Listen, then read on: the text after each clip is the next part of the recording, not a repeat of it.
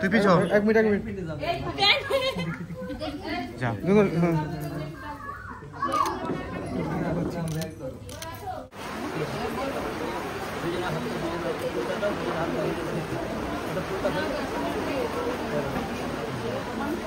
তো এখন আমরা বেরিয়ে যাচ্ছি। পূজারি দারুণ সাজিয়েছে, ভীষণ পছন্দ হচ্ছে, চলো।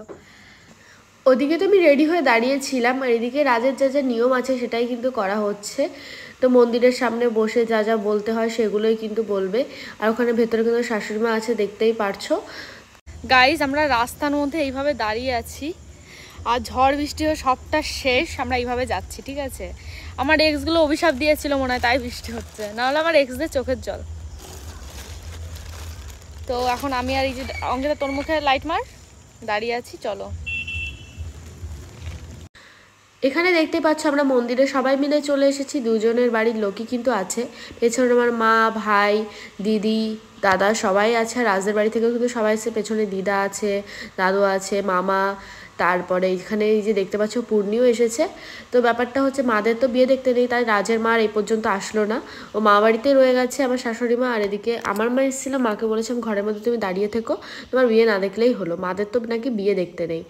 এদিকে কিন্তু মন্দিরের পেছনে আমরা চলে এসেছি বিয়ে করার জন্য, কিন্তু মন্দিরের পেছনে খুব সুন্দর করে জায়গা রয়েছে, দেখতেই পারছো। আর এদিকে বৃষ্টি হয়ে চারিদিকে জল বেঁধে গেছে। আর এই যে হচ্ছে আমাদের মেয়ের মণ্ডপ, আর এখানে দেখো লিটন দা কিছু একটা বলছিল হয়তো। তো এখানেই কিন্তু আমাদের বিয়েটা হবে। আমি কিন্তু আগেও ইউটিউবে শেয়ার করেছি আমি কেন হঠাৎ বিয়ে করছি, তারপরেও কিছু কিছু মানুষ দেখছি কিছু একটা ভেবে নিচ্ছে, কিছু আর বলার নেই। কমেন্টগুলো যখন পড়ছে আমার এত হাসি পাচ্ছে যে সেটা বাদই দিলাম, আমি পরে একটা ভিডিও করে তোমাদের সঙ্গে শেয়ার করব। কারণ কিছু মানুষের তো এরকম চুলকানি থাকেই, মানে প্রত্যেকটা জিনিসে কিছু না কিছু বলার স্বভাব। তো যাই হোক, বাদই দিলাম, আমি হঠাৎ কেন বিয়ে করছি, কত মানুষ কত কিছু ভেবে নিচ্ছে, তো সেটা ভেবে আমাদের আর লাভ নেই। এদিকে কিন্তু বলতে না বলতে আমাদের বিয়ে স্টার্টও হয়ে গেছে, প্রথমেই হবে মালা বদল। এদিকে কিন্তু আমাদের যত বন্ধু বান্ধব সবাই কিন্তু চলে এসেছে, দেখতেই পারছো। আর এদিকে ক্যামেরা ম্যামেরা সব কিছু রেডি, সবাই পুরো ক্যামেরা অন করে বসে আছে। বললাম তো বসে যাবো, মনে হয় না আনছিস নতুন নতুন গামছা, এই মালাটার ভেতর এইভাবে মালার ভেতর দিয়ে মালা, হ্যাঁ একসাথে এরকম ভাবে 7 বার কাছাকাছি যাও।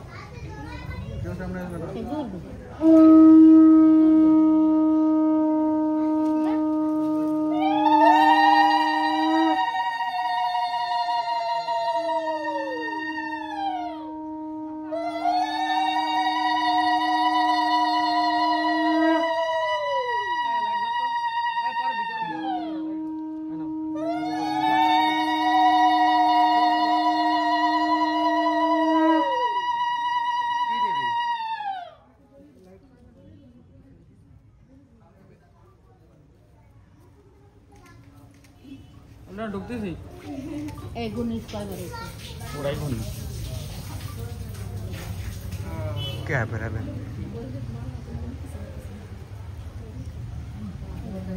একজন একজন করে পড়া ভালো লাগবে, আস্তে আস্তে কর।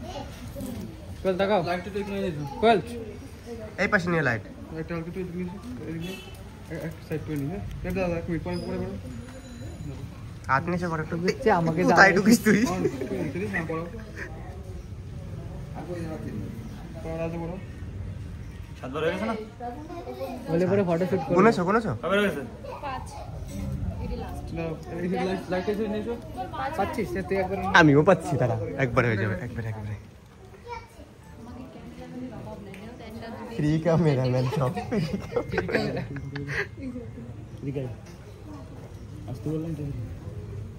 কি বলে। যাই হোক, আশেপাশে কিন্তু তোমরা অনেক কথাই শুনতে পাচ্ছ, ওগুলো একটু ইগনোর করো, আসলে বুঝতেই তো পারছো ভিডিও করছিল, যে যার যার মতো করে কথা বলেছে। তো এদিকে এখন হচ্ছিল ফটোশ্যুট, যার কারণে আমি এদিকে পোজ দিচ্ছিলাম, তো ভীষণ লজ্জা লাগছিল আর কি। আর এদিকে রাজও পোজ দিচ্ছিল, এরকম পোজ কিন্তু আমরা রেজিস্ট্রির দিনও দিয়েছিলাম। আর বৃষ্টি না হলে আমরা আরও অনেক মজা করতে পারতাম, বৃষ্টিরা হয়ে চারিদিকে জল, আর তাছাড়াও তো পুরো অন্ধকার, কারেন্টই নেই। ক্যামেরার সঙ্গে যে লাইট আনা হয়েছিল সেটাই ধরেছে, যার কারণে একটু আলো হয়েছে, তাছাড়া সবাই ফ্ল্যাশ ধরেছিল। তো এমন কপাল আমাদের, বিয়েও শেষ হয়েছে, বৃষ্টিও কমে গেছে। যখন আমি রাজদের বাড়িতে যাচ্ছিলাম সেই মুহূর্তে বৃষ্টি কমে গেছে, কারেন্টও এসছে, এমনকি সিঁদুর দান হয়ে গেছে, তারপরে কারেন্ট এসছে, কপাল এটা। তো জানি না বৃষ্টি হওয়া ভালো কি না, সবাই বলছিল বৃষ্টি হয় নাকি ভালো।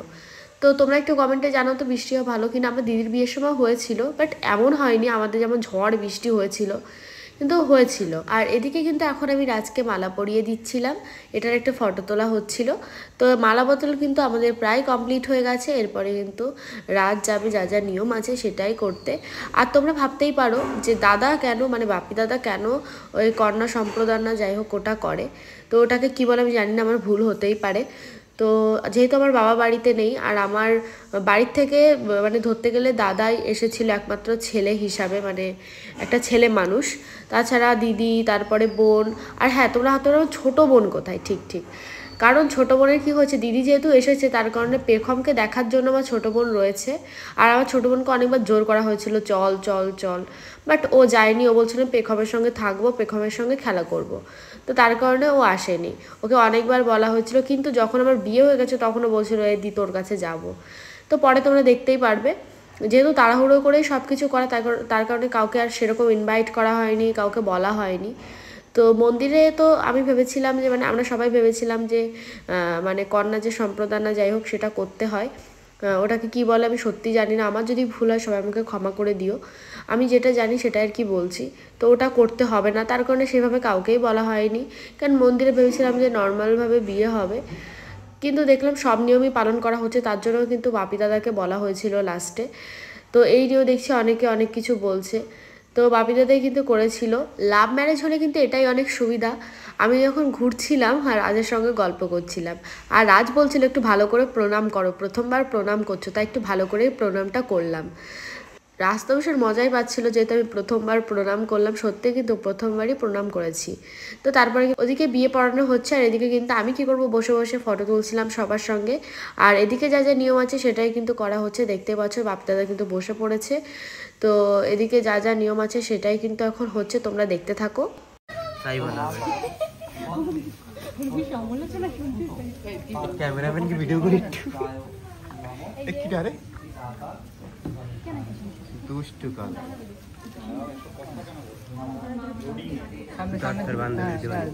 ঘুরে গেছে ওইদিকে না হ্যাঁ অখণ্ডাকারম মঙ্গলাকারম ব্যাপ্তম জনম চরাচরম তৎপদম দর্শিতাম যেন তস্মৈ শ্রী গুরুবে নমঃ।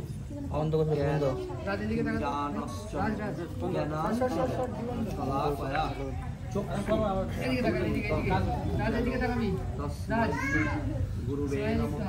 গুরু ব্রহ্মা গুরু এখানে উঠবো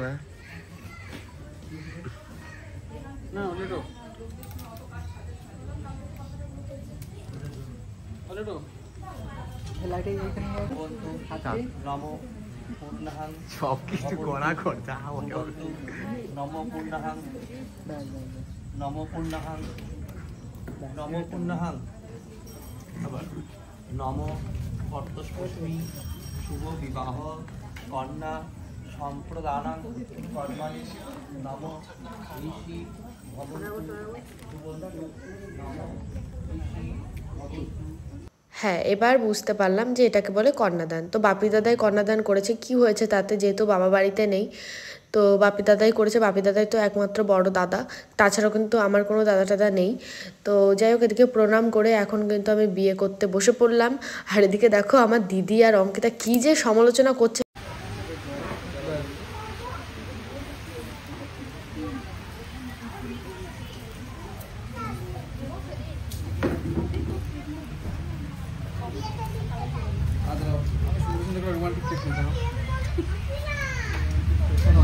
আমি যখন বলবো নিজের থেকে ঠিক আছে, ইসমাইলের সঙ্গে লাইটটা ঠিক মারবে। রেডি? হ্যাঁ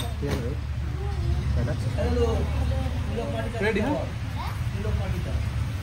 অন 2 হ্যাঁ চলো দেখো ইসমাইল। ওকে সুন্দর। লাইটটা নিয়ে দাঁড়া কাজটা একটা শেষ করে নিই, তোর মারিস না।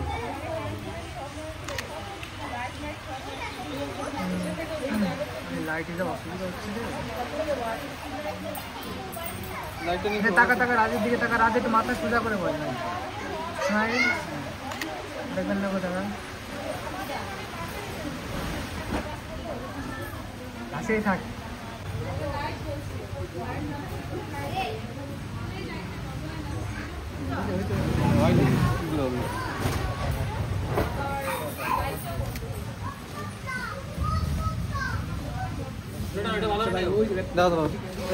দেখতেই পাচ্ছ আবারও কিন্তু প্রচণ্ড বৃষ্টি ঝড় উঠেছে। তো প্রথমবার ঝড় বৃষ্টি ওঠার পরে তখন তো ছিলাম আমি মেকআপ স্টুডিওতে, তখন অতটা কোনো কিছু মনে হয়নি। তো যখন আমরা মন্দিরে এসেছিলাম তখন একটু বৃষ্টি কমেছিল, সেই সময় কিন্তু আমরা সবাই মিলে চলে এসেছিলাম মন্দিরে। এখন বিয়ে করতে বসতে না বসতেই হঠাৎ ঝড় বৃষ্টি, পুরো কারেন্ট চলে গেছে, চারিদিকে দেখতেই পাচ্ছ পুরো অন্ধকার। তো সবাই ফ্ল্যাশ লাইট জ্বালিয়ে তারপরে কিন্তু আমার বিয়ে হচ্ছে এদিকে। আর নিচে যেহেতু শান্ত ছিল আর চারিদিকে তাঁবু দেওয়া ছিল, তার কারণে অতটা মনে হচ্ছিল না, কিন্তু বাইরে প্রচণ্ড ঝড় বৃষ্টি হয়েছে। যখন আমরা বিয়ে শেষ করে বাইরে বেরোই তখন দেখি চারিদিকে গাছ মাছ ভেঙে পড়ে রয়েছে। তো এই ঝড় বৃষ্টির মধ্যেও কিন্তু আমাদের কী অবস্থায় বিয়ে হচ্ছিলো শুধু আমরাই জানি। দেখতে পাচ্ছ হাওয়া হচ্ছে, ক্যামেরার সামনে কেমন ধুলো টুলো চলেছে, কলা গাছ সব কিছুই কিন্তু নড়ে যাচ্ছে, এরকম ঝড় বৃষ্টি হচ্ছে।